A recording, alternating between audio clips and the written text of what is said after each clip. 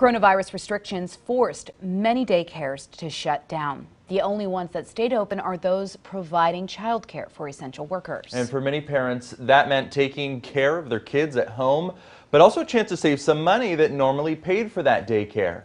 But as Candy Rodriguez shows us, instead of pocketing this extra cash, some families are spending it.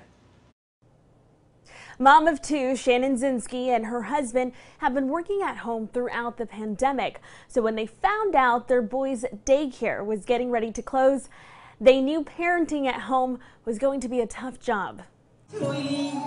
Luckily, because the Simskis continue to work, they are able to give back. Their daycare, the North Oaks Country Child Development Center, asked for help. The owner asked parents who could and would be willing to pay their child care dues to continue to do so.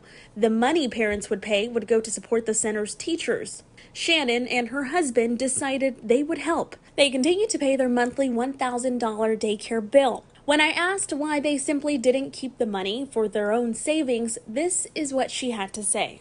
We'd be paying it anyway, and why not?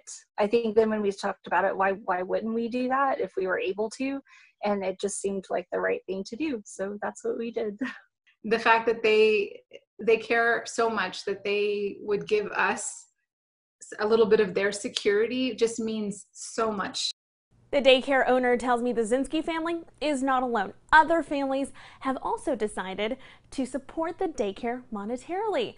So during this tough time, these families are willing to give back and help out. Good to see a good deed like that. Back to you guys. All right, thanks, Candy. You know, in my family, it's the same situation where you don't want these people to go under, so you just help out if you can. And if, you know, in my family, we have two parents with jobs, and so we're still going with that. And this daycare hopes to reopen sometime in mid-May. A lot of them are saying the same thing.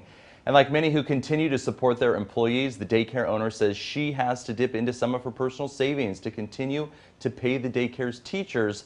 Luckily, we're told that the daycare was recently approved for a PPP loan.